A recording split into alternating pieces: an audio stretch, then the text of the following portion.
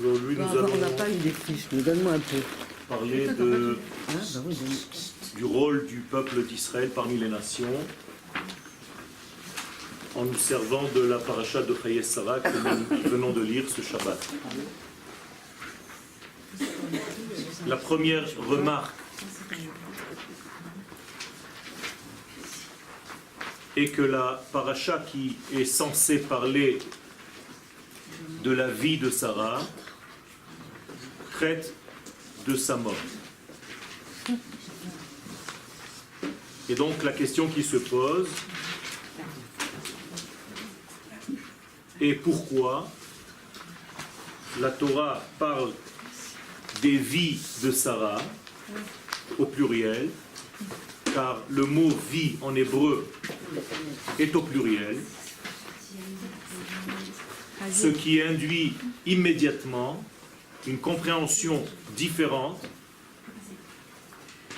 de ce que nous avons l'habitude d'entendre dans d'autres langages. Autrement dit, la vie n'est pas la vie, mais les vies. Il est des vies que nous pouvons voir et toucher, vivre, palper, et il en est d'autres qui sont plus subtiles, à un niveau d'entendement beaucoup plus profond. La paracha mechuna Chayei Sarah, donc la paracha qui a été donc appelée, nommée Chayei Sarah, les vies de Sarah, עוסקת בעיקר בכל מה שמתרחש דווקא אחר מיתתה של שרה אימנו. Elle vient traiter beaucoup plus de ce qui va se passer après la disparition, qu'on appelle communément la mort, mita. La raison est simple, hayehadut eina mityacheset lamavet ke'el chidalon. La mort dans le judaïsme n'est pas considérée comme une finalité. La Torah mechanechet otanu lere'iya kolelet. La Torah, encore une fois de plus, vient nous éduquer à une vision beaucoup plus globale et non pas à une vision fractale de l'existence. Malheureusement, la plupart d'entre nous, étant placés dans un monde de multitudes de détails, eh bien nous n'arrivons pas à entendre, à comprendre, à embrasser la totalité. Nous sommes perdus dans les détails de ce monde. Ce qui fait que nous sommes toujours voués aux fautes. Car les fautes sont synonymes d'individualité et de manque de vision globale. Qu'est-ce qu'une faute donc? C'est tout simplement sortir du monde unitaire pour tomber dans un monde fracturé, éparpillé, et c'est de là que naît la notion de faute. Quiconque serait dans un monde unitaire ne pourrait jamais fauter. C'est pour cela que la Neshama ne faute pas. La Neshama se trouve constamment dans un monde d'unité, et donc la faute n'est pas reliée à son être. Nefesh ki techeta. Jamais il est écrit dans la Torah qu'une Neshama faute. Ça ne veut rien dire. Qu'une Neshama se salit. Ça ne veut rien dire. On peut mettre des écrans autour de cette Neshama. Mais la Neshama, elle, reste intacte. Si Chaz Veshalom, il y avait une situation, une existence telle que celle-ci, que la Neshama elle-même est touchée, eh bien, il n'y a aucun espoir dans ce monde, Chaz Veshalom. L'espoir de ce monde, c'est que l'essence, le point culminant, reste toujours dans sa sainteté de base.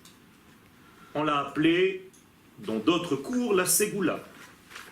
On l'appelle aujourd'hui l'essence de l'unité. Le monde étant créé il est tombé de l'unité première vers la disparité, vers le pluriel de ce monde. Pour retrouver Akadosh Baruch Hu dans ce monde de détails, il faut tout simplement revenir à l'unité, dans tous les sens du terme. Et notre travail en tant que peuple d'Israël, c'est de ramener l'unité au monde qui a perdu cette unité, parce qu'il est tombé dans les détails de la vie. Donc nous sommes en réalité la dernière mémoire, je parle du peuple d'Israël, de la nation d'Israël, de ce que représente l'entité. Un mot qui n'existe pas en français, l'entièreté. C'est-à-dire que Israël, c'est le souvenir de l'entier. C'est le seul lien avec l'infini, béni soit-il, qui est la droiture même. C'est pour ça que nous nous appelons Israël Yachar. Yachar El. Donc ce retour vers l'unité, c'est ce que nous essayons de faire dans nos cours, car les cours ici sont donnés dans ce sens-là, de ne jamais tomber dans les détails, même pas dans les détails de l'histoire elle-même, mais toujours à travers l'histoire, retrouver l'idée générale, l'idée motrice qui fait avancer en réalité un cheminement depuis la création du premier homme jusqu'à l'avènement messianique comme une compréhension globale d'un seul mouvement qui s'habille dans des acteurs, tous les personnages de la Torah, mais qui en réalité vient nous donner l'évolution d'un ustensile qui, à la fin de tout ce processus, est censé être capable de contenir l'infini. Voilà le rôle de toute la Torah, de tout le Tanakh. Et cette évolution, cette construction de ce Kéli s'appelle la construction de la Malchut. On construit la dernière sphère, celle qui est capable de recevoir, elle est féminine, et donc on est en train de la construire. Alors au départ, elle est dans ces deux éléments, ces deux acteurs, Adam et Chava. Et elle se brise, et elle se reconstruit, et elle se rebrise. Et tout doucement, on forme cet ustensile qui, vous comprenez bien, est de l'ordre de l'infini, car il doit contenir l'infini. Donc ce n'est pas facile de construire cet ustensile. Ce n'est pas pour recevoir 1 litre d'eau, c'est pour recevoir l'infini, béni soit-il. Donc le cli en question, la Malchut, est censé être capable de contenir les valeurs de l'infini. Et toute l'histoire de l'humanité, et notamment et précisément l'histoire d'Israël, c'est pour la construction de ce cli-là. C'est tout. Et nous évoluons, et cette construction se fait précisément sur 3 pôles principaux, le temps, l'espace et l'être. Et donc nous devons tout faire pour construire cet ustensile pour qu'il soit capable de contenir et de révéler l'infini. Donc à partir de ce moment-là, nous ne pouvons même pas voir la vie et la mort comme une existence et un arrêt, mais comme une existence qui passe par un point de changement et encore une autre existence après. C'est-à-dire qu'en réalité, il est des éléments qui, effectivement, disparaissent, mais il en est d'autres qui ne peuvent pas disparaître. La Neshama ne meurt jamais. Donc quand vous voyez quelqu'un qui est mort, on pleure essentiellement parce que sa Neshama n'est plus habillée dans un corps. Mais lui, il existe. Il continue de vivre. Seulement, on ne le voit pas. Alors pour nous, ce qui n'est pas visible n'existe pas. C'est un petit peu infantile, puéril. Il y a beaucoup de choses qui existent que vous ne voyez pas. Et un jour, vous verrez. Et donc, la Torah mechanechet otanu, la Torah nous éduque à une vision kolelet, globale, Velo lereia chelkit shel hametziut, et non pas une vision fractale, fracturée, éparpillée, morcelée, shel hametziut, de l'existence, beofen kazé, de telle manière que sheyesh leityaches el hamavet ke'el tzir ben hametziut ba haneshama melubeshet beguf beolam ha'asiya ובין מציאות מקבילה בה הנשמה כבר התפשטה מגופה החומרי. Qu'est-ce que la mort? C'est un point de passage, c'est un axe qui fait la séparation et plus précisément la distinction entre le moment où la neshama était habillée dans un corps et le moment où la neshama n'est plus habillée, en tout cas pas dans un corps matériel tel que le nôtre. Là-bas aussi, elle est habillée dans le même corps, mais beaucoup plus subtil. Ça veut dire qu'en réalité, ce que nous voyons comme une fin n'est qu'un commencement pour quelque chose d'autre. De la même manière que le bébé qui naît dans ce monde, il a vécu dans le ventre de sa maman. Et au moment de son vécu dans le ventre de sa maman, où il reste là-bas, pour nous ici 9 mois, mais pour lui là-bas une éternité, car le temps n'existe pas pour le fœtus, c'est pour ceux qui sont à l'extérieur qui comptent combien de temps elle était enceinte. Et lorsque le fœtus doit passer, sortir, eh bien pour lui, c'est une mort. Dans le ventre de sa mère, on lui dit, ça y est, tu as fini ton temps dans le ventre, tu as fini ta vie, maintenant tu dois partir. Et donc, il meurt, il a l'impression de mourir, et en réalité, il naît dans notre monde. Moralité, la partie par laquelle le bébé, le fœtus qui devient bébé va sortir, s'appelle, dans le langage de la Torah, un cimetière. Un cimetière, un tombeau, kever. C'est-à-dire la partie sexuelle de la femme s'appelle kever en hébreu. Pourquoi? Parce qu'elle est en réalité le passage, l'axe entre la vie et la mort, qui en réalité, vous comprenez bien que c'est un passage à une autre vie. Et si le bébé à l'intérieur ne veut pas sortir, comme nous ici qui avons peur de mourir, mais en réalité, il va mourir dans son ventre sans pouvoir accéder à un deuxième passage de sa vie. Et ce système continue et grandit aux mesures de l'univers tout entier. C'est-à-dire qu'à chaque fois, nous mourons dans un degré et nous renaissons dans un autre degré beaucoup plus grand. C'est dans quel degré? Dans tous les degrés. À chaque fois que nous traitons un degré, s'il n'est pas réalisé, vérifié dans tous les domaines, c'est qu'il est faux. Une formule, pour savoir si elle est vraie, elle doit être vraie dans tous les domaines. Donc à chaque fois qu'Akadosh Baruch Hu nous donne une formule, toute la Torah, c'est une formule divine, eh bien elle est valable dans tous les domaines. Autrement dit, même dans le domaine que tu ne soupçonnes même pas être une mort. C'est-à-dire qu'aujourd'hui, tu étais un petit peu malheureux, donc tu es mort, par rapport au degré de vie que tu avais hier. Eh bien, c'est tout simplement pour te faire passer demain à un degré supérieur de vie.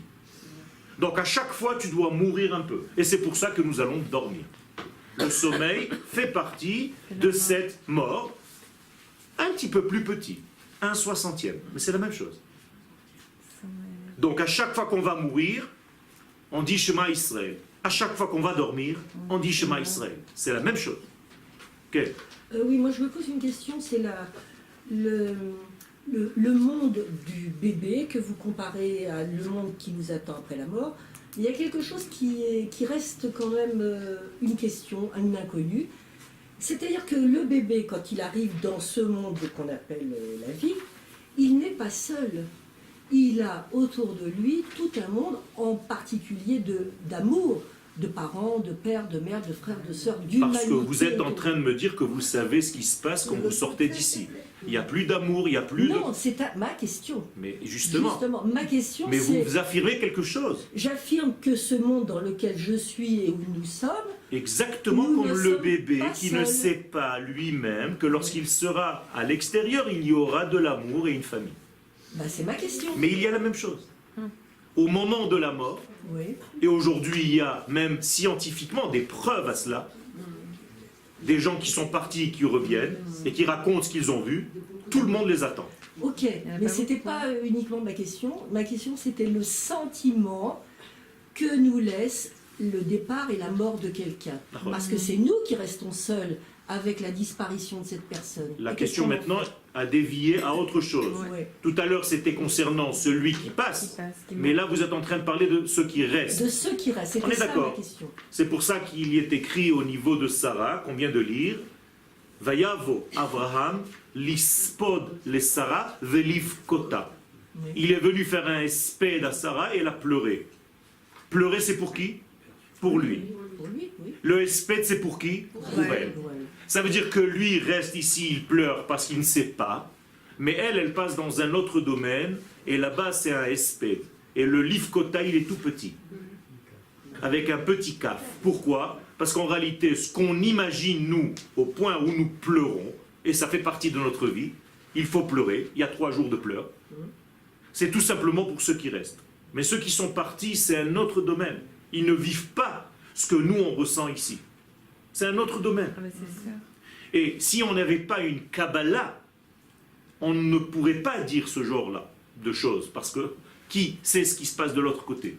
Donc nous avons reçu ça comme une massoret, comme une massora, un passage de père en fils, et en réalité c'est ça ce que nous avons reçu de la Torah, de l'Éternel, pour nous expliquer qu'en réalité nous sommes dans un processus éternel qui ne fait qu'évoluer tout le temps. De la même manière qu'au niveau de la chimie, de la physique, rien ne se perd, rien ne se crée, tout se transforme. Quel? J'ai un problème, si j'ai bien compris, il y a 600 000 neshamot. Nachon, il y a 600 000 matrices de Neshamot qui se dispersent, divisent en des millions de corps. Mais comment je dois m'imaginer alors si la neshama quitte le corps? On ne peut pas imaginer. Imaginer, c'est donner une image. Donner une image, c'est devient de la Avodah Zarah.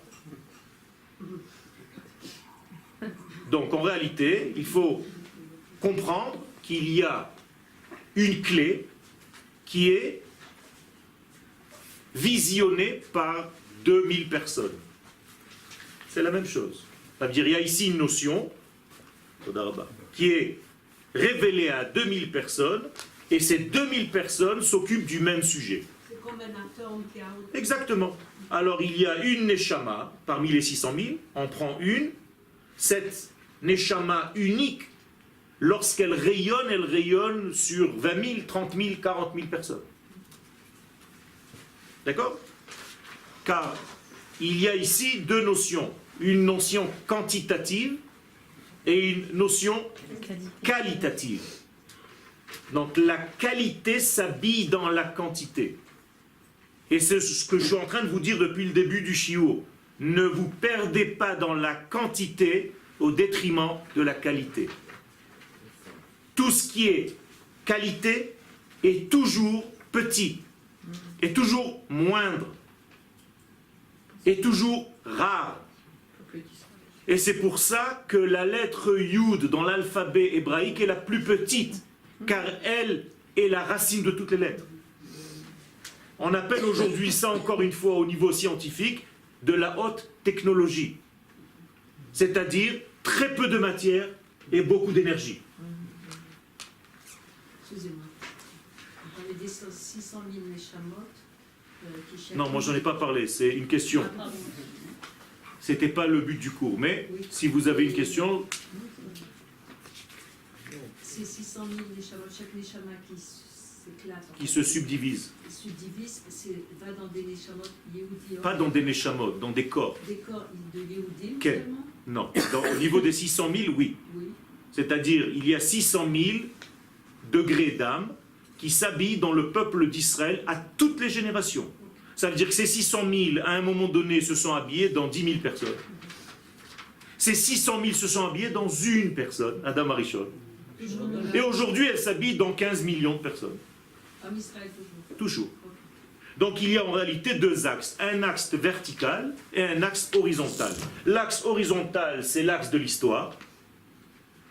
Et l'axe vertical, c'est la Neshama. Donc à chaque fois que la Neshama descend, cette grande Neshama qu'on appelle Israël, elle trouve ici 10 millions de personnes, 15 millions, 20 millions.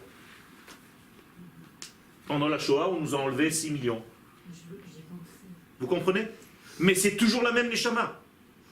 Ce qui fait que lorsque vous avez la même Neshama dans moins de gens, la quantité est très petite et la qualité est grande. Ce qui fait que les hommes, individuellement parlant, avant, étaient beaucoup plus forts. Aujourd'hui, nous sommes forts au niveau du klal. Mais si vous prenez un individu, il n'a pas la connaissance du Rambam. Vous comprenez comment ça marche? Ok. Donc il y a une forme de vie, même après la mort.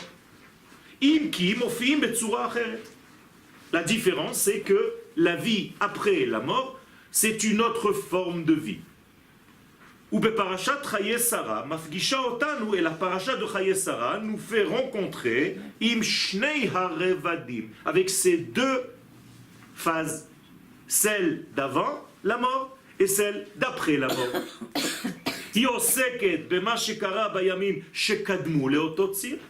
La Torah nous raconte ce que Sarah a fait durant sa vie dans ce monde, et ce qui s'est passé aussi après. Pourquoi? Tout simplement parce que c'est notre matrice. Et nous devons savoir que dans cette matrice qui s'appelle Sarah, il y a Israël. Donc, le mot Sarah contient en lui déjà tout le degré de l'essence même d'Israël, c'est-à-dire le Shin et le Resh, Sarah, qui est en réalité le prince, le représentant, et ainsi de suite.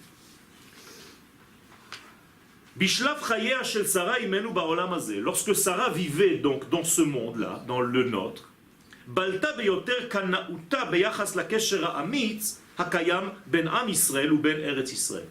ce qui était mis en relief essentiellement, c'était son zèle, sa jalousie concernant notre lien avec la terre d'Israël. Cette jalousie se fait seulement par l'enfant qu'elle a, Yitzhak. Mais elle sait, elle, Sarah, que Yitzhak contient en lui tout le peuple d'Israël à venir. Donc si elle fait des remises concernant la terre d'Israël entre Yitzhak et son frère, Ishmaël, elle sait que ça va avoir des répercussions sur l'avenir. Donc qu'est-ce qu'elle dit, Sarah? Et sur ce coup-là, elle est beaucoup plus forte qu'Abraham, à tel point qu'il y a une intervention divine qui dit à Abraham, c'est ta femme qui a raison. Sarah ma'amina besruto abiladit shel am Israël ala haaretz hazot. Sarah a conscience de l'appartenance d'Israël à cette terre d'Israël. Et voilà la preuve, lorsqu'elle parle d'Agar, la deuxième femme d'Abraham, et elle dit à son mari Abraham, va tomer le Abraham, garesh ha'ama hazot ve'et bna. Je veux que tu renvoies, que tu donnes des gerushin, c'est-à-dire que tu divorces de cette femme, Hagar, et de son fils. Pourquoi? Ki lo yirash ben ha'ama hazot im beni im Yitzhak. Il y a ici une notion d'héritage. Je ne veux pas que cet enfant de cette servante hérite de cette terre d'Israël qui appartient au peuple d'Israël à venir. Et si maintenant, toi, Abraham, tu fais une petite remise sur ce sujet tellement délicat, sache que ça va en s'élargissant, et à la fin des temps, c'est tes petits-enfants et tes arrière-petits-enfants qui vont souffrir de ce lien entre Ishmaël et eux, sur la terre. Ce qui se passe aujourd'hui. À ce moment, pourquoi il s'est remarié avec Ketura qui était Hagar au départ? Parce qu'il y avait ce risque que... Alors, le inyan de ce remariage à la fin, c'est parce que Abraham est universel et qu'il sait que malgré tout, le rôle d'Israël dans l'histoire, c'est d'arriver jusqu'aux nations du monde. Et étant donné que Ishmaël lui-même, lorsqu'il meurt, la Torah dit un mot, vaïgva, un terme, dit Rashi sur place, on ne dit jamais ce terme si ce n'est que pour les tzadikim. De là, dit Rashi, Ishmaël, à la fin des temps, va faire teshuva. Amen. D'accord? Donc ne vous posez pas de questions comment on va se débarrasser. C'est des cafards, je ne sais pas moi ce que vous sortez. Hein? Ils se multiplient, on n'en peut plus. Hein? Tu tues un, il y en a 200. Hein? La finalité d'Ishmaël, c'est la tchouva. Donc, tchouva égale reconnaissance de la suprématie d'Israël et de sa souveraineté sur cette terre. Alors, ça peut passer par des guerres, ça peut passer par ce que vous voulez, mais ça, c'est ce qui s'est passé dans la Torah. Maaseh avot, siman labanim. Et c'est déjà beaucoup en place, sachez-le. Parce que vous voyez que les problèmes avec nos voisins. Mais on a déjà réglé beaucoup de problèmes avec les grands pays arabes. Rabbi Yosef Bechor Shor, Zatzal Masbir. Donc Rabbi Yosef Bechor Shor, un grand sage, nous explique, Zatzal, Ki lo yirash ben ha'ama. Pourquoi il est écrit ici yirash? C'est-à-dire le langage c'est Yerusha, qui veut dire héritage. Kelomar, nous explique le Rav, Eino din sheyirash ben ha'ama imbni. Je ne veux pas que cet enfant-là hérite de cette terre. Ou les fichach, et c'est pourquoi, c'est Sarah qui parle. Eini rotsa sheyadur kan. Je ne veux pas qu'il habite ici. Shema, parce que s'il habite ici, les achar mitaten, ou lorsque moi et toi, Abraham, nous allons mourir, Yomar, qu'est-ce qu'il va dire? Gamani ben Abraham. Moi aussi, je suis le fils d'Abraham. Veyavol irash. Et c'est ça sa clé pour dire cette terre m'appartient. Extraordinaire ce qui se passe exactement. העובדה שראשית אחיזתו של עם ישראל בארץ הייתה דווקא דרך קניין של חלקת קבר אומרת דרשני. La question qui se pose maintenant, c'est pourquoi notre première acquisition d'une place quelconque, d'une terre quelconque sur cette terre passe par un achat d'un tombeau. C'est pas très réjouissant. Okay? C'est-à-dire on est obligé maintenant de mourir et donc notre lien avec cette terre passe par la mort. C'est ça que ça veut dire, Chas v'Shalom. Ça veut dire aussi lo banu lekbosh. Okay, mais ça c'est encore un autre degré. Je ne parle même pas de ça. Je parle même pas d'un champ. On aurait pu acheter un champ. On a acheté aussi. Okay? On a acheté le tombeau. Le champ fait partie de ce degré. Mais Abraham ne vient pas pour le champ, bien que la Torah après dit que le champ s'est levé.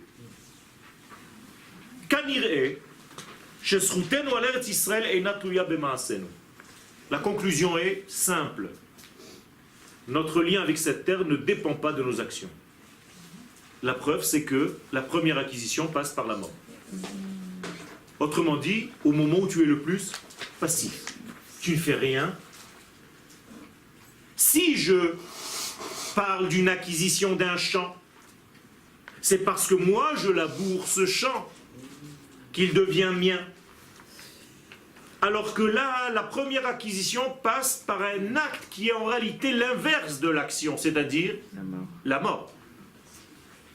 Moralité, la Torah vient m'enseigner que le lien que tu as avec cette terre ne dépend pas de tes actions. Même si tu ne fais rien, cette terre t'appartient. Mais Doubar Bekesher Nitzri, donc il s'agit ici d'un lien éternel. Il n'y a aucune notion humaine, aucune décision humaine ne peut sortir ce lien, effacer ce lien, délier ce lien. החיבור בין עם ישראל לבין ארץ ישראל הינו בגדר של חידוש תיאולוגי. Plus que ce que je viens de vous dire, il y a ici une nouveauté théologique. Laquelle? c'est que le peuple d'Israël maintenant est en train de dire que Dieu n'est plus le maître du ciel, mais du ciel et de la terre. Elohé Hashamayim, comme il était considéré jusqu'à ce moment-là, Midbarer devient Elohé Hashamayim ve Elohé Haaretz. Il est le Dieu du ciel et de la terre. Autrement dit, Sarah, par sa mort, après sa mort, continue de travailler d'une manière passive et elle nous montre que le lien avec la terre d'Israël vient sans rien faire. Et grâce à ce lien, Dieu descend sur terre. Traduction, les valeurs du ciel doivent maintenant commencer à circuler sur la terre. Traduction un peu plus précise, il y a maintenant une nouvelle façon de voir la vie, avec les yeux du divin. C'est déjà Abraham qui a... Nachon. Mais maintenant, ça se réalise parce qu'il y a Yitzhak. Abraham, c'est encore trop global. Yitzhak, c'est le premier enfant Israël véritable, qui est circoncis à 8 jours, comme un bébé Israël. Abraham et Sarah hen dumuyot haenoshiyot harishonot. Donc, je dis maintenant ce que vous venez de dire. Abraham et Sarah sont donc les premiers acteurs humains, les premières formes humaines qui contiennent en elles, ces deux formes humaines, le potentiel Israël qui existe bien avant la création du monde. Seulement ce potentiel maintenant descend et s'habille dans des êtres humains. Vous comprenez ça, d'accord?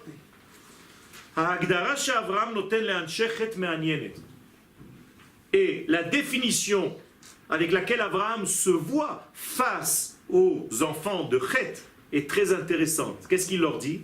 Ger vetoshav anochi imachem.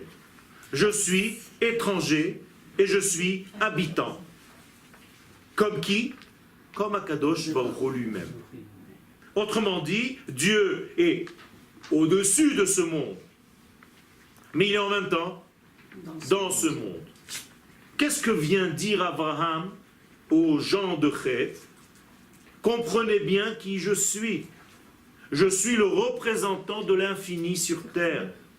Je suis maintenant porteur d'une nouvelle forme humaine qui va venir sur terre. Elle n'était pas sur terre jusqu'à moi. C'était une pensée. Elle s'appelle Israël.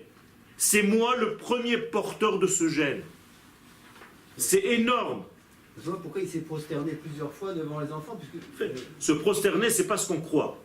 C'est que je me rabaisse pour faire descendre le divin au niveau de celui à qui je donne. Comme un professeur, lorsqu'il vient enseigner, il se met au niveau de ses élèves. C'est ça la prosternation. C'est pas être au ras des pâquerettes et lui dire « Ah, moi je ne vaux rien ». C'est pas ça du tout. D'ailleurs, la Gemara nous dit que l'homme, pour réussir son couple, doit toujours faire ce travail avec sa femme. Ger mitzad nishmati, et donc il est étranger parce que sa neshama vient d'un monde très élevé. Vetoshav mitzad goufi, et vous me voyez en réalité parmi vous, mais sachez que je suis différent. Vehivdilanu min hagoim. Ephron, ça c'est l'autre acteur maintenant. En face de Abraham, nous avons un Ephron. Qu'est-ce que c'est Ephron? C'est pas Afar, c'est un petit Afar. D'accord? Yelet Yaldon. D'accord? Ish Ishon. D'accord? Dov Dubon. Afar Ephron. Donc c'est le premier, la matrice de qui? De Paro. Quand il va grandir ce Ephron, ça va devenir Paro. Sa racine, c'est, vous l'avez entendu, Afar. C'est-à-dire la poussière. Qu'est-ce que c'est que la poussière? Non, ça c'est trop simple. C'est l'éparpillement. La poussière, c'est des milliards de graines de poussière. C'est-à-dire, qu'est-ce qu'on a perdu ici chez Ephron? L'unité première. Comment s'appelle l'unité première de tout?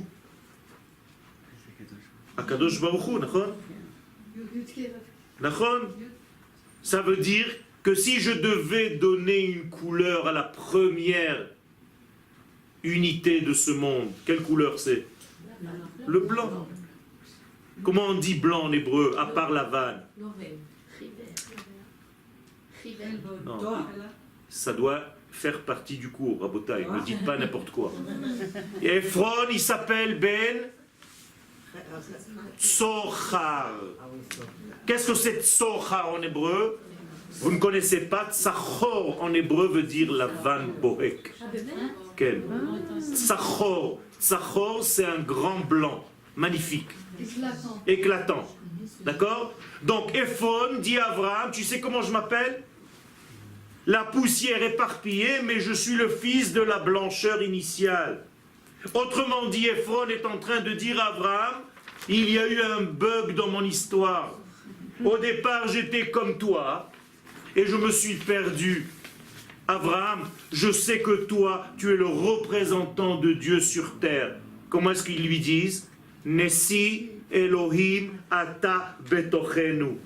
Nous savons tous que tu es le Nassi, le prince de Elohim parmi nous, parmi les hommes. Alors qu'est-ce que vient Ephron demander à Abraham? Sauve-moi. Sauve-moi, je suis tombé de la blancheur initiale. Regarde, je suis devenu une poussière. Et toi, je sais que tu es le Rédempteur. En tout cas, je sais qu'en toi est caché le messianisme du monde. C'est ça la discussion qui se passe entre les deux. C'est comme Paro à la fin. La même chose. Je vous ai dit que c'est une seule et même histoire qui évolue. Ephron ou Shem Atsofen. Donc Ephron, c'est le nom de code. Aromez al hidarderuto shel haToar hamekori, qui est en réalité la dégradation de la source première. Ephron mesamel et ha'afra'a. Comme pour Paro, Ephron représente toutes les difficultés, tout ce qui vient nous déranger dans ce monde. Harishona la mahalach ha'elohi ba'olam, pour tout le système divin dans ce monde. Il y a toujours un Ephron quelque part. Ephron ou shoresh afar.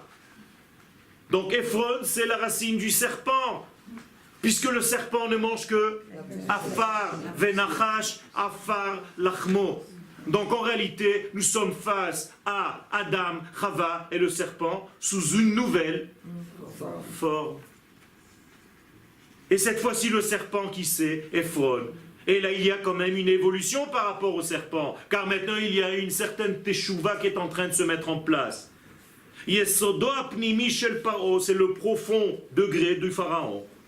Musag ze melamed ala itrachakut haolamit min hashoresh hamekori hatov.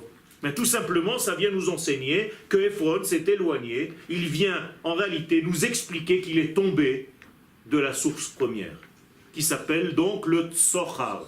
N'oubliez jamais ce mot Tsochar, Tsachor, qui veut dire blanc éclatant. Ephron ben Tsochar. Donc il s'appelle Ephron, fils de Tsochar. C'est-à-dire mon papa était blanc et moi je suis poussière.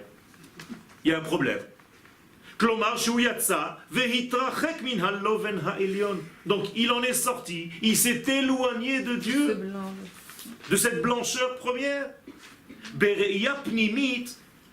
Donc dans une vision profonde, Ephron metzapel geulato. Ephron cherche à être rédempté, à être sauvé. Il reconnaît en l'homme qui est en face de lui, Abraham, toute la force du peuple d'Israël qui va en réalité guérir le monde. C'est un aïn, hein? Il y a un problème ici, je l'ai écrit ce matin, donc ne m'en veuillez pas. Betat Muda. Il le sait dans son subconscient, Shezo Overet Be'echreach Derech Am Israël, Shehu Roe Kvar Bishlav Ze Bidmuto Shel Abraham. Il voit déjà le peuple d'Israël dans cet homme Abraham. Ça veut dire qu'il n'a pas tout perdu ce Ephron. Il est quand même intelligent. Il a quand même une souffrance. Il veut quand même être sauvé. Ça veut dire que le monde a un but. Ça veut dire que le monde ne doit pas tomber dans le désespoir. Il y a un espoir. Ceux qui sont tombés veulent être sauvés. Les nations du monde veulent Israël pour qu'Israël leur donne la lumière. Medoubar bemifkash kosmi. Donc c'est une rencontre cosmique ici. Vous savez ce que ça veut dire cosmos? J'aimerais bien. Dites-moi ce que ça veut dire cosmos. Non, Univers. non, pas du tout. Cosmos, ça veut dire de l'ordre, un ordre. Un ordre. En quelle langue? En latin, en grec. C'est l'ordre mondial. C'est-à-dire quand tu dis le cosmos, c'est-à-dire remettre le monde dans son ordre. C'est pour ça que j'ai utilisé cosmique. Ben shoresh hatarbut haïsraélite, entre la culture Israël, les ben shoresh tarbut haolam et la culture du monde. Ephron mevin et omek advarim veyodea sheyeshuato tavo me'Avraham. Il comprend ce Ephron que sa rédemption, que sa guérison va venir d'Abraham. Ou mevin she'ageulat tluya be'Israël. C'est la racine même. Ici, en réalité, on est en train de jouer avec les graines qui, au fur et à mesure que la Torah va avancer, que son histoire va avancer, ça va devenir des peuples. Pour l'instant, on est avec quelques personnages, vous comprenez? Mais ces personnages représentent tout ce qui va venir après. Des milliards de personnes, de toutes les générations. Il savait, excuse-moi, il savait tout ça parce qu'il habitait à Hebron? Il savait... Réber du Noun ou bien il savait ça comme ça, comment il savait quoi? Parce qu'il était perdu dans la poussière, donc comment il s'est rendu compte de ça quoi? Tout ceci est l'acte du narrateur. C'est-à-dire, c'est juste Akadosh Baruch Hu qui nous raconte une histoire avec des personnages pour nous dire en réalité ce qui est en train de se passer dans le monde. C'est juste un enseignement pour nous. Quand je raconte une histoire à mon petit garçon qui va dormir, il sait très bien que tous les acteurs de mon histoire n'existent même pas à la limite. On s'en fiche. Il sait que papa, il veut lui faire passer un message. C'est ça que ça veut dire. Alors effectivement, ce Ephron, on est censé savoir comment savait-il, mais tout simplement parce qu'au fond de son être, il y a toujours une étincelle, je vous l'ai dit au début de ce cours, qui a une intuition bonne, et que même ce que vous voyez comme perdu dans ce monde est toujours attrapable. Donc ne vous jamais n'abandonnez, dans aucun domaine. C'est ça l'ultime étude de Rabbi Nachman de Breslev. En yehush ba'olam klal. Dans tout ce que tu as cru déjà foutu, perdu, il y a toujours un espoir. Il faut juste que tu trouves le point de lumière. Et comment ça se passe? Parce que c'est très intéressant, grâce à votre question, je peux introduire un autre sujet. C'est que le maître, en l'occurrence ici, Abraham, doit déceler chez l'élève, en l'occurrence ici, Ephron, ce point de lumière. Un bon professeur, un bon rave, doit toucher un seul point chez son élève. S'il arrive à toucher ce point, cet élève s'est réveillé pour la vie. C'est auprès de ce Ephron qu'il achète 400 shekels. Tout à fait. Et c'est en rapport avec les 400 années de Galoute? 400 années de Galoute, 400 degrés de la mort. La lettre Tav, c'est la dernière lettre de l'alphabet, c'est-à-dire le foutu. Vous comprenez? C'est tout ça. Les 400 hommes qui vont venir avec Esav pour combattre Yaakov ou pour l'aider, peu importe. Tout ça, c'est la même force. C'est-à-dire, il rachète la mort. Il transforme la mort en vie. Et c'est pour ça que la paracha va s'appeler Chaye Sarah, alors qu'on parle de l'acquisition d'un tombeau pour une morte. C'est pour ça que les nations du monde, elles servent en fait à ce projet. Exactement. Elles vont reconnaître qu'Israël, c'est la source de la vie. Etz Chaim, c'est ça la Torah. C'est pas un bouquin, c'est pas un parchemin la Torah. Nous sommes porteurs de vie. Nous avons acheminé la vie et nous continuons de le faire dans ce monde. Donc Israël Chai, Am Israël Chai, c'est pas une chanson, c'est une vérité absolue. Donc Israël meyatzeg et erke Hashem ba'olam hazeh. Et donc nous sommes les représentants de toutes ces valeurs infinies dans ce monde. Car omrim anshechet le Avraham avinu alav shalom. Mais c'est exactement ce que disent les hommes là-bas. Nesi Elohim ata betochenu. Ça y est, on a compris. Tu es le représentant de Dieu sur terre. Mais attention, À chaque fois qu'on aura un problème, on viendra chez toi. Car tu es responsable. S'il fait noir dans ce monde, s'il y a des guerres, c'est à cause de toi. Tu ne donnes pas assez de lumière.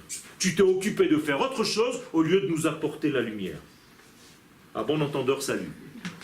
Nous sommes revenus sur notre terre d'Israël pour éclairer le monde. Et ce n'est pas de l'orgueil. C'est une responsabilité énorme. Et au niveau de l'individu que je suis et du peuple que je représente. En commençant par ne pas jeter un papier par terre et à respecter une femme quand elle est devant moi sur le supermarché. Ou ne pas doubler en voiture à droite et à gauche juste pour gagner encore une place. Et si les nations du monde me voient comme tel, j'ai réussi ma mission. Et tant qu'elles ne me voient pas comme ça, je suis chas v'shalom en train de profaner.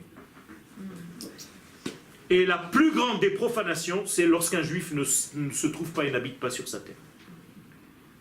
Chaque homme qui habite en dehors de la terre d'Israël profane le nom de Dieu. Ézéchiel 36. Parce qu'il ne joue pas son rôle parmi les nations, parce que c'est à partir de cette terre que la nation peut faire son travail. Alatikuna globali shel abria. Donc concernant cette réparation globale de toute l'existence, de toute la création, remez à pasuk achotem et teu kinyan me'ara. Me'arat haMachpelah. Il y a un verset qui clôture l'achat, l'acquisition.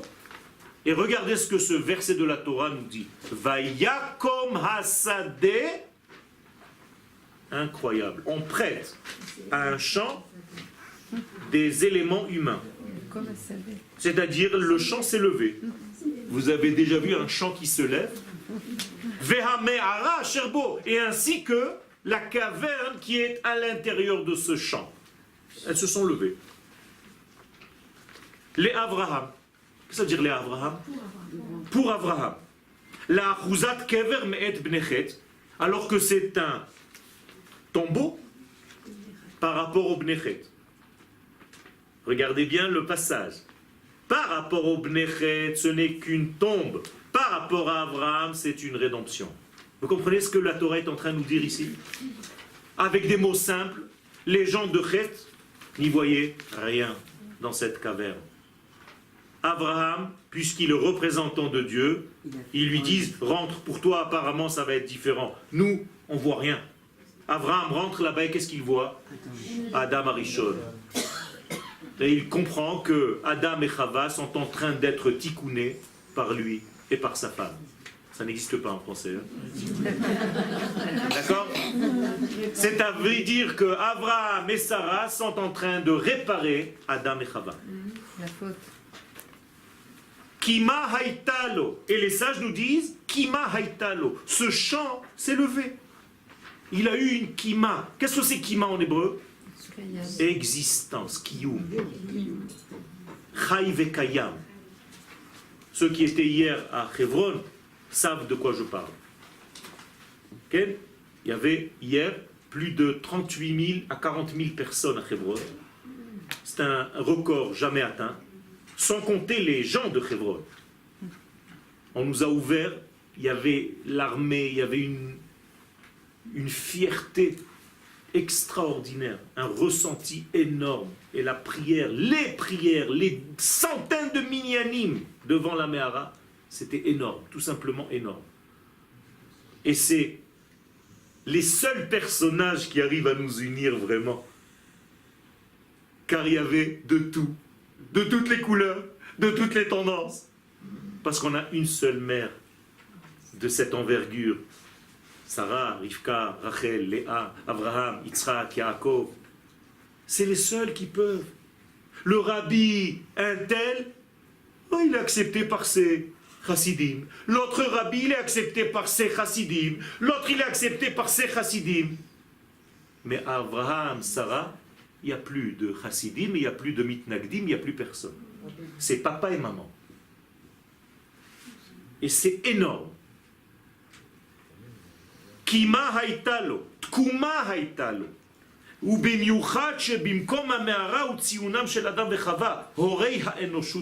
C'est-à-dire qu'il s'agit ici d'un travail chirurgical de Abraham Où? Dans le point qui est la source même de l'humanité.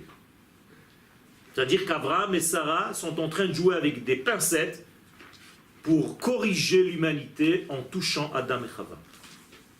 Mais il savait que c'était ce Quel lieu-là. Abraham savait, c'est pour ça qu'il s'acharne à acheter ce degré. Quel Quand je vous ai dit tout à l'heure qu'il rachète la mort, c'est tout simplement pour corriger la mort. Donc la mort, telle qu'on la connaît aujourd'hui, disparaîtra. Elle changera de forme.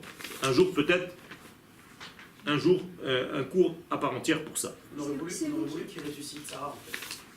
Qui ressuscite Sarah. Elle est ressuscitée. C'est pour ça que ça s'appelle Chaye Sarah. C'est ça en réalité que la Torah est en train de nous dire. Pas dans la forme où nous le voyons, mais dans ses enfants, dans ses petits-enfants, nous sommes là. Moi hier, j'étais voir ma grand-mère. C'est vous qui avez dit dans un cours précédent, Avraham Bakar. El Bakar Ratz Avraham, c'est moi qui vous l'ai dit. Nachon. Bakar, c'est Rivka. Non, Kever. C'est la même chose. Il est allé voir Rivka. Ha Bakar, c'est les lettres de Rivka. Et il est allé vers la tombe pour justement faire le passage. Je vous ai dit, quand une s'éteint, l'autre se lève. Donc qui c'est Sarah en réalité qui n'est pas morte et qui a ressuscité? Rivka. Vous comprenez comment ça marche? Je vous ai dit, c'est une seule et même histoire. Elle change tout simplement de robe. C'est la même femme, c'est la Malchut. Ota geveret beshinui aderet, on dit en hébreu. La même femme en changement de vêtements.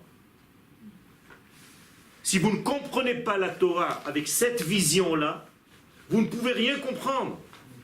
Sarah, ça va être Sarah, Rivka, c'est une autre histoire, Abraham, Lot, Tchabab et ma grand-mère. Ça ne veut rien dire tout ça. C'est une seule et même histoire. Abraham Avinu, c'est comme moi, hein, je ne vais pas la même chemise tout à l'heure. Alors celui qui m'a vu cet après-midi et qui me voit maintenant, il me dit c'est un autre. Vous compreniez que c'est le même, j'ai juste changé de chemise. Abraham Avinu Zachaliot Merkava Lesfirat Chesed. Abraham, c'était la bonté dans le monde. C'est-à-dire, il est devenu le porteur du flux divin. Quel est son but? De faire vivre. Notre première relation avec Dieu, c'est quoi? La vie. Nous vivons de par son être. Première des choses. Avant de réfléchir, avant d'étudier, avant de faire quoi que ce soit. Si tu ne vis pas, laisse tomber. Donc, Dieu nous fait vivre. C'est notre première acquisition, c'est notre premier cadeau. Dieu fait vivre le tout. Qu'est-ce que c'est donc ce chesed qui est attribué à Abraham? On dit chesed les Abraham. Eh bien, cette sphère, c'est d'acheminer les valeurs supérieures dans ce monde.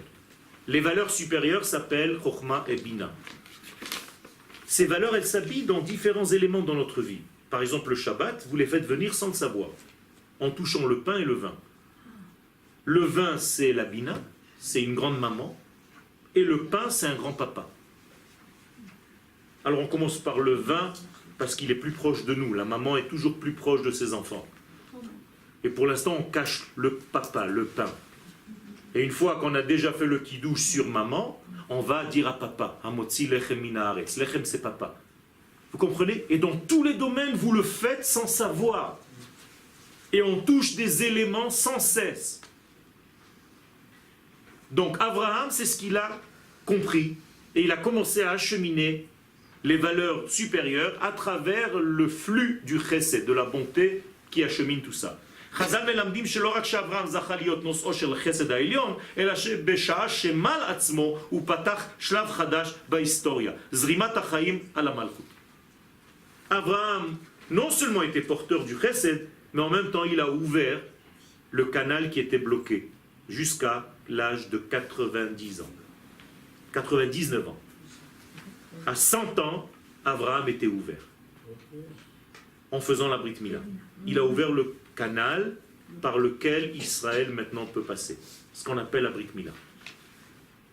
Au moment où il a ouvert ce canal, tout a commencé à circuler. Vous savez que vous avez déjà eu un aquarium? Parfois, vous voulez vider l'eau de l'aquarium, vous mettez un tuyau à l'intérieur, vous aspirez un peu, et l'aspiration a tiré le début de l'eau et elle continue à circuler dans les seaux ou aux toilettes pour vider l'eau. Quand on fait une brit mila à un bébé, le moël doit aspirer. Que se passe-t-il au niveau de l'être de ce bébé au moment où le moël aspire le sang? C'est l'une des actions. Il y a d'abord couper, il y a retourner la peau et il y a aspirer. Eh bien, au moment où il fait ça, ça ressemble à ce que je vous ai dit tout à l'heure. Il y a des éléments qui se trouvent sur la fontanelle du bébé, tous les éléments de vie, que le moël par en bas aspire et tout commence à circuler dans le corps de l'enfant. Et aujourd'hui, la médecine découvre que ce phénomène doit se passer à 8 jours. Et pour les filles. Ok? Les filles, elles ont un autre système, c'est le même système sous une autre forme, parce qu'elles ont plus de construction. Donc elles sont doubles. La maman, par exemple, pour un garçon est impure de 7 jours, pour la fille de 14 jours. Parce qu'elle a une préparation qui est beaucoup plus dans le ventre. C'est encore un autre sujet, quand on arrivera à Tazria, on pourra peut-être parler de cela. Ça ne veut pas dire que la femme est moindre, au contraire. La plupart des femmes sont venues dans ce monde pour leur homme. Elles ne sont pas venues pour elles-mêmes.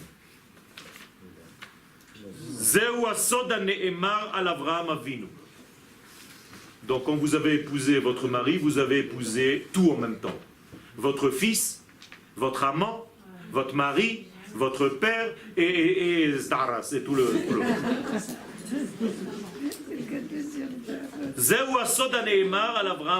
Alors de temps en temps, tu dois savoir comment te comporter, selon comment il est.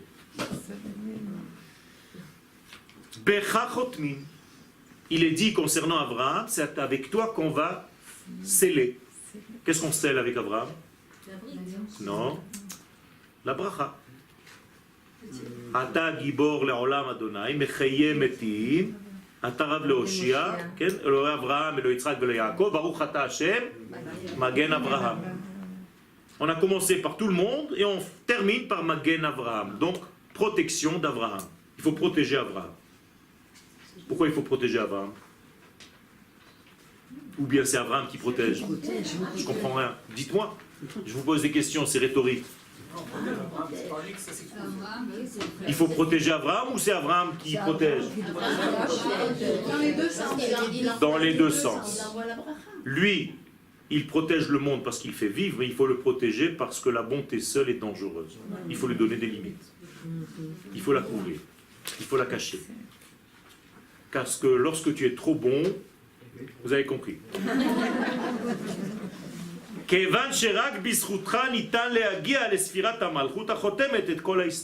donc c'est Abraham qui en réalité arrive au bout de l'histoire. Comme c'est le premier, c'est aussi le dernier. Pourquoi? Parce que sauf Maaseh, Bemarshava Trila. Donc Abraham est obligé de clôturer pas seulement la bénédiction dans la Hamida, mais l'histoire tout entière. Par quoi l'histoire se clôture? Par quelle sphère? La Malchut, la royauté d'Israël, qui est en réalité la traduction de la royauté de Dieu. Et qui fait ça? Abraham. C'est ça le inyan de El Toldot Hashamayim ve'haaretz behi bar'am. C'est comme ça qu'on termine, qu'on clôture l'histoire humaine tout entière. Et Dieu se cache à l'intérieur. C'est pour ça qu'on appelle Historia. Hester, Ya. Akadosh Baruch Hu se cache dans l'histoire. Il y a une tête et un taf. Nachon. Et des fois, ça devient hystéria. En hébreu, comme c'est un langage loasi, on peut les écrire comme on veut. Abraham ou apoter ve Abraham ou hachotem. Donc Abraham c'est celui qui ouvre et c'est celui qui clôture. Ou Arishon begilui musaga emuna, donc c'est le premier qui nous enseigne ce que représente la emuna. Rappelez-vous, pas la foi, mais la certification des choses. Bisrut chasdo shel Abraham nitzal melech hamashiach haganuz besdom. Et ce n'est pas par hasard que c'est Abraham qui va sauver Lot, qui contient en lui le Mashiach. Par l'accouplement avec ses filles. Moralité, qui a sauvé le Mashiach? Depuis le début. Car le Mashiach doit toujours être sauvé parce qu'il y a toujours des embrouilles. C'est Abraham. Il comprend, il sort en guerre contre des puissances pour sauver le Mashiach et pour amener quelqu'un qui, si toi tu étais avec lui à cette époque, tu lui aurais dit, tu es malade pour ce rachat? Tu vas se battre pour ce rachat, Lot? Il dit, toi tu vois un rachat, moi je vois toujours le point de lumière qui se cache à l'intérieur. Donc je vois le Mashiach dans Lot. Rappelez-vous, Lot égale écran. Je vois le Mashiach dans les écrans de la vie. Ça c'est Avraham Avinu. Ça veut dire que Mashiach sortira d'un très grand voyou en fait. D'une grande embrouille. Il est toujours sorti comme ça. C'est pas nouveau. Il est sorti d'une soi-disant prostituée, il sort toujours d'une histoire de derrière les fagots.